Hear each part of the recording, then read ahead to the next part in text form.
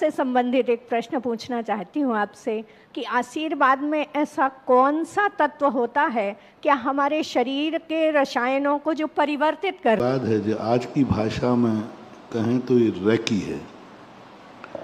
लोग कहते हैं रेकी का आविष्कार जर्मन फ्रांस से हुआ है। रेकी का आविष्कार हमारे शास्त्रों में भारत से हुआ है। उनको रेकी हाथों में लाना पड़ती है। साधु जो आशीर्वाद देता है ये रेकी है। और रेकी के दो रूप होते हैं।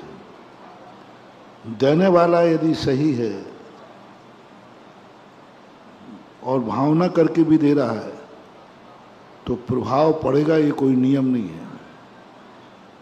लेने वाला बिल्कुल सही है और देने वाले ने यदि नहीं दिया है उस भाव से तो भी प्रभाव पड़ेगा, कोई नियम नहीं।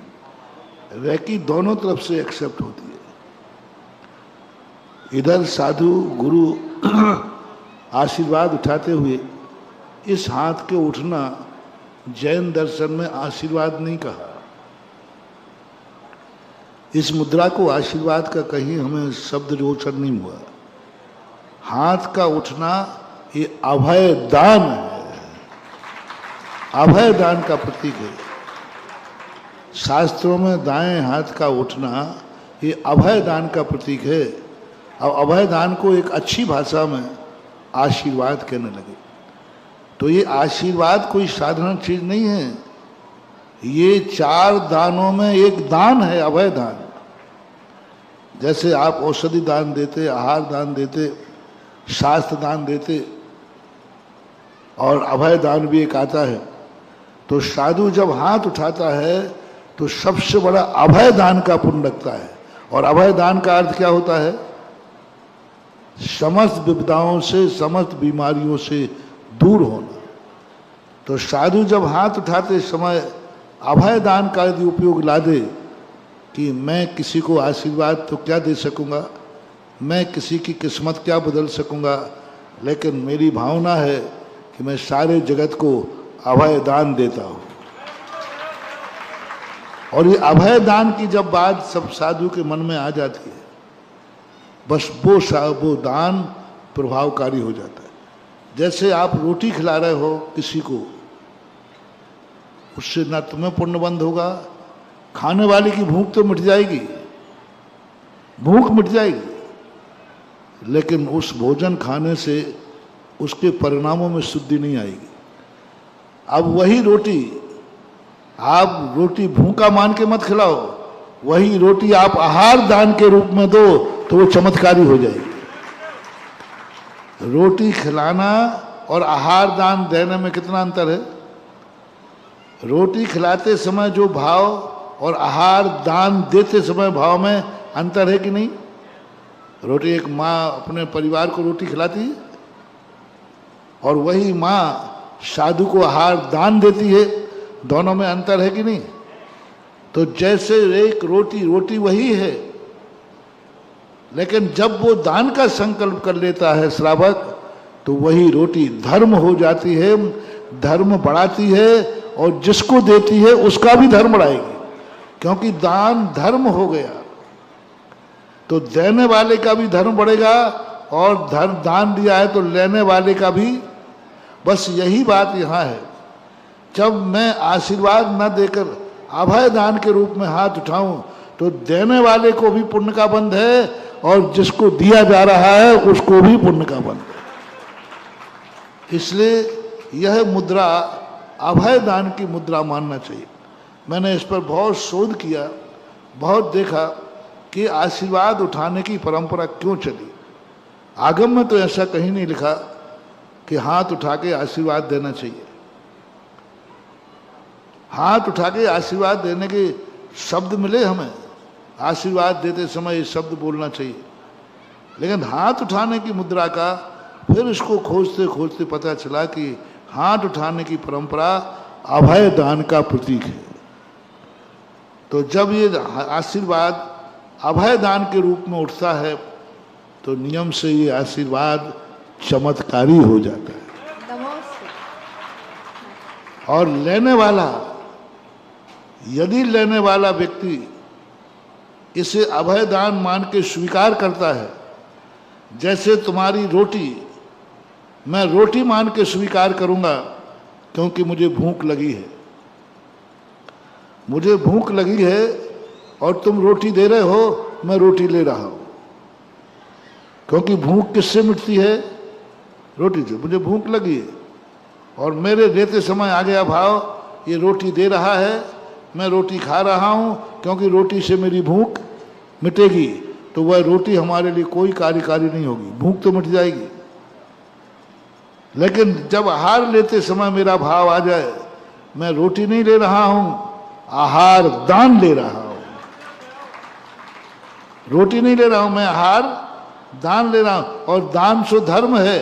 अब उस धर्म को हम ग्रहण करेंगे तो भूख तो मिटेगी और खाने के बाद हमारे धर्म करने की और भी शुद्धि बढ़ेगी। हमें धर्म खाने के बाद सोने का भाव नहीं आएगा, हमें आहार के बाद सामयिक का भाव आएगा। आहार करने के बाद हमारे परिणाम अच्छे होंगे क्योंकि मैंने रोटी नहीं खाई है, मैंने दान स्वीकार किया है। रोटी स्वीकार की है कि दान? दान। इसी प्रकार तुमने आशीर्वाद लिया है कि अभय दान लिया है। अभय दान यदि तुमने लिया है तो जाओ, यही हाथ तुम्हारे लिए चमत्कार पैदा करेगा, क्योंकि तुमने दान लिया है गुरु से, अभय दान लिया है। तो उसी क्रिया में जब दान शब्द जुड़ जाता है तो अभय दान के रूप में हाथ अलग उठता है, आशीर्वाद के रूप में अलग उठता है। लेकिन मूलतः साधु को आशीर्वाद में अभय दान का ही संकेत होना चाहिए। लेकिन लेने वाला भी इतना जागरूक हो, सबसे ज्यादा प्रभावकारी लेने वाले के ऊपर पड़ता है। एक बार रैकी वाला आया, मुझे थोड़ा सा एक सर्वाइकल का पेन था, बहुत पहले की घटना है, शायद 98 की होगी। शेखा भाटी में बिहार कर रहा था, तो एक रैकी वाले आए, वो 8 दिन उन्होंने रैकी की। उन्होंने कहा महाराज जी कुछ लाभ? मैंने कहा बिल्कुल भी नहीं। बोले महाराज ये कैसे संभव है? मेरी रैकी अचूक है, मैंने जब भी किसी को रैकी दी कुछ ना कुछ आराम मिलता है। मैंने कहा मैं कहूं तुम अपनी रैकी पर संदेह मत करो, तुम रैकी जो कर रहे हो वो तुम्हारी रैकी मेरे ऊपर प्रभावकारी नहीं होगी, तुम्हारी गलती नहीं है। तुम रैकी जो कर रहे हो, तुम रैकी करने की प्रोसेस पता नहीं है तुम्हें, तुम रैकी कर रहे हो, मैं तो एक्सेप्ट कर ही नहीं रहा हूं। क्योंकि एक्सेप्ट करने का अर्थ है मुझे थैंक्स कहना पड़ेगा, और मैं थैंक्स कह नहीं सकता तुमसे। थैंक्स का अर्थ होता है उसका विनय करना है, रिस्पेक्ट करना है, और मैं तुम्हारा रिस्पेक्ट करूंगा नहीं, मैं तुम्हारी रैकी करूंगा नहीं, और तुम्हारी रैकी मेरे ऊपर प्रभावकारी बनेगी नहीं। रैकी हमेशा अपने से छोटे पर प्रभावकारी होती है, अपने से बड़े पर कभी रैकी प्रभावकारी नहीं होती। आशीर्वाद अपने से छोटों पर फलता है कि अपनों से बड़ों पर फलता है? छोटों पर। बोलो। छोटों। हाँ, इसी प्रकार रैकी का जो रूप बनता है, तुम जो रैकी कर रहे हो, मैंने तो तुमसे थैंक्स नहीं कहा ना, मैंने रिस्पेक्ट नहीं किया। रिस्पेक्ट नहीं किया, आपकी रैकी कोई काम करेगी नहीं। आप घबराइए मत, जो कर रहे हो करिए, पर मेरे ऊपर मत करिए। मेरे लिए आपको रैकी नहीं कर सकते। आप औषधि दान दीजिए।